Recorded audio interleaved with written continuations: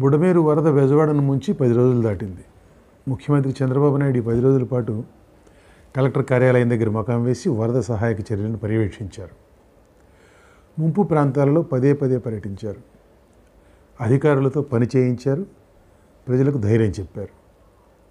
10 రోజుల తర్వాత ఉండవల్లిలోని తన ఇంటికి వెళ్ళారు. నిన్న కరకట్టపై ఉన్న ఇల్లు కృష్ణానది వరదలు మునిగింది కాబట్టి ఏ హోటల్కో వెళ్లాల్సిన చంద్రబాబు ఆ విషయం దాచి కలెక్టర్ కార్యాలయం దగ్గర మకాం పెట్టి నాటకం ఆడుతున్నారని ఆ రోజు రాసిన సాక్షి పత్రిక ఈరోజు కూడా కరకట్ట నివాసం ముంపు నుంచి బయటపడగానే కలెక్టరేట్ నుంచి చంద్రబాబు ఇంటికి వెళ్ళిపోయారని రాసింది. ఆ పత్రిక యజమాని అయిన వైఎస్ జగన్మోహన్ రెడ్డి గారు జైల్లో ఉన్న తన అనుచరుడు నందిగం సురేష్ను పరామర్శించేందుకు బెంగళూరు నుంచి వచ్చారు. పరామర్శించారు. యథావిధిగా వైసీపీ మళ్ళీ అధికారంలో రాగానే టీడీపీ నేతలు జైలుకు వెళ్ళక తప్పదని హెచ్చరించారు.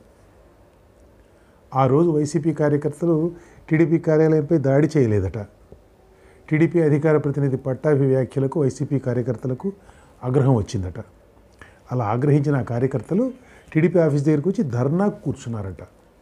వారిపై టీడీపీ కార్యకర్తలు దాడి చేసి ఎదురు బుట్టకప్పు కేసు పెట్టారట. జగన్మోహన ఉవాచ. సరే, మళ్ళీ వరదల దగ్గరికి వెళదాం వెనక్కి. గతంలో ఎప్పుడూ ఎరగని తీవ్రతతో విజయవాడను ముంచేసిన బుడమేరు వరదలో పడరాని పాట్లు పడుతున్న ప్రజలను చూసి రాష్ట్రంలోని ఇతర ప్రాంతాల వారు చెలించిపోయారు. ఎవరికి చేతనైన విధంగా వారు సహాయం అందించడానికి ముందుకొచ్చారు. ప్రభుత్వం చేపట్టే సహాయ కార్యక్రమాలకు చేదోడుగా నుంచున్నారు అందరూ. బాధితులను రకరకాలుగా ఆదుకున్నారు. వరద బాధితుల పునరావాసం కోసం ముఖ్యమంత్రి సహాయ నిధికి విరాళాలు వెల్లువెత్తాయి. చంద్రబాబు పిలుపుకు భారీ స్థాయిలో ప్రజాస్పందన కనపడింది. ఈ విరాళాల వరద ఇంకా కొనసాగుతూనే ఉంది. వైసీపీ అధినేత జగన్మోహన్ రెడ్డి 2 సార్లు వరద బాధితులను పరామర్శించేందుకు వచ్చారు. చంద్రబాబు ప్రభుత్వాన్ని తీవ్రంగా విమర్శించడానికి ఆయన పర్యటనలు పరిమితం అయ్యాయి. చంద్రబాబు ఇంటిని ముంపు నుంచి కాపాడుకోవడం కోసం వెలగలేరు దగ్గర బుడమేరుపై ఉన్న రెగ్యులేటర్ గేట్లు, లాకులు ఎత్తారన్న వాదనకు ఆయన నడిపే సాక్షి మీడియా కట్టుబడ్డాయి. ఇప్పటికీ అదే వాదన చేస్తున్నారు. చంద్రబాబు ఇల్లు ముందే మునిగిందని, వెలగలేరు లాకులు ఎత్తినా ఎత్తకపోయినా బుడమేరు వరద విజయవాడను ముంచెత్తక తప్పదని, ఆ రోజు లాకులు ఎత్తకపోతే అది మరో అన్నమయ్య ప్రాజెక్ట్ అయ్యే ప్రమాదం పొంచి ఉందని, అందుకే స్థానిక రైతులే లాకులు ఎత్తారని అందరితో పాటు వారికి తెలుసు. కానీ ప్రభుత్వానికి బురద పూయాలనేది వారి లక్ష్యం. పూస్తున్నారు. ఒకసారి అనుకున్నాక ఇక ఆ పనుల వెనక ముందు ఉండదు. మనకే విసుగు పుట్టాలి వినేవారికి. జగన్మోహన్ రెడ్డి కూడా వరద బాధితులకు సహాయం ప్రకటించారు. ₹1 కోటి. అది కూడా బాధితులకు నేరుగా సహాయం రూపంలో అందిస్తారట. మంచినీళ్ళు పాలు పంచుతారట. దీనిపై సోషల్ మీడియాలో పెద్ద ఎత్తున చర్చ జరిగింది. జగన్ కుటుంబం అంటే ఆయన భార్య, ఆయన కలిసి పోగేసిన సంపదను ప్రస్తావిస్తూ ఇంత పిసినారితనం అంటూ విమర్శలు వచ్చాయి. దానిపై వ్యాఖ్యానించడానికి ఇక్కడ నేను సిద్ధంగా లేను. ఎంత ఇవ్వాలనేది వారి ఇష్టం. అసలు ఇవ్వాలా వద్దా అన్నది కూడా వారి ఇష్టమే. కాబట్టి ఆ సంగతిని వదిలిపెడదాం మనం.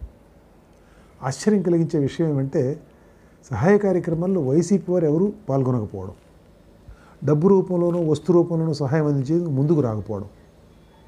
సహాయ కార్యక్రమాల్లో వారి నాయకుడు జగన్ ఎటు పాల్గొనరు. ఆయన నుంచి అది ఆశించేవారు కూడా ఎవరు ఉండరు.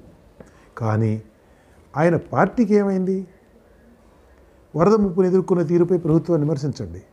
మంచి విమర్శ, చెడ్డ విమర్శ, ఏదో ఒకటి మీ ఇష్టం. మీకున్న హక్కు విమర్శ. కానీ తిట్టే నోటితో పాటు పెట్టే చేయి కూడా ఉండాలిగా. సర్కారును తిట్టు, జనానికి పెట్టు. నష్టపోయిన నువ్వు ఆయన ఆదుకోవడం ప్రభుత్వానికి సహాయం చేయడం కిందకు రాదు కదా. నిన్నటి వరకు 5 ఏళ్ల పాటు రాష్ట్రాన్ని పాలించిన పార్టీ, అధికార మార్పిడి జరిగి గట్టిగా నెల తిరగకుండానే రాష్ట్రంలో రాష్ట్రపతి పాలన విధించాలని ఢిల్లీలో డిమాండ్ చేసిన పార్టీ, వచ్చే ఎన్నికల్లో మళ్ళీ తమదే అధికారం అంటున్న పార్టీ, జనం ఎత్తిన ఇంతటి విపత్తు వచ్చి పడితే స్పందించకపోవడం ఏమిటి? రంగంలోకి దిగి యథాశక్తి సాయపడదాం అనుకోకపోవటం ఏంటి? పార్టీగా అనుకోకపోవచ్చు, కార్యకర్తలు నాయకులు అనుకోకపోవటం ఏంటి? వైసీపీలో ఉన్నవారందరూ చెడ్డవారిని అనుకోలేం కదా మనం. మరి ఎక్కడ తేడా పార్టీ నాయకుడిలో ఉంది. వరద సహాయ కార్యక్రమాల్లో ఏదో ఒక రీతిలో పాలు పంచుకోవడం జగన్కి ఇష్టం ఉండదని పార్టీలో ఉన్న వారందరికీ తెలుసు. మరి జగన్ ఇష్టం లేని పని చేయడమే వైసీపీలో. ఆ పార్టీలో అలాంటి ధైర్యం ఎవరు చేయగలరు? వైసీపీ నాయకత్వం పోకడలు పార్టీలోని వారందరికీ నచ్చుతాయని నేను అనుకోను. కానీ ఆ మాట అనడానికి ధైర్యం కావాలి. పార్టీ వీడి వెళ్ళిన కొద్దిమంది మినహా లాంటి ధైర్యం ఇంతవరకు ఎవరూ చేయలేకపోయారు. ఇది అంతే. వరద బాధితుల కష్టాలు చూసి అయ్యో అనిపించినా చేతనని విధంగా ఆదుకోలేని నిస్సహాయత. మనసు చెప్పిన మాట వినాలా, సొంత ప్రయోజనానికి లొంగిపోవాలంటే స్వీయ ప్రయోజనానికే ఓటు వేసే లోభం. వయసులో చిన్నవాడైన జగన్ వైసీపీ శ్రేణులను ఆ విధంగా తయారు చేయగలిగారు. దానికి ఆయన అవలంబించిన పద్ధతుల గురించి మరోసారి చెప్పుకుందాం. ఇది ఇక్కడికే పొడవైంది. జగన్ను దేనికి మెచ్చుకోకపోయినా తన పార్టీ నాయకులను, కార్యకర్తలను ఆ విధంగా కండిషన్ చేయగలిగినందుకు, ఆశ్చర్యకరమైన ఫీట్ సాధించినందుకు మాత్రం మెచ్చుకోవాల్సిందే.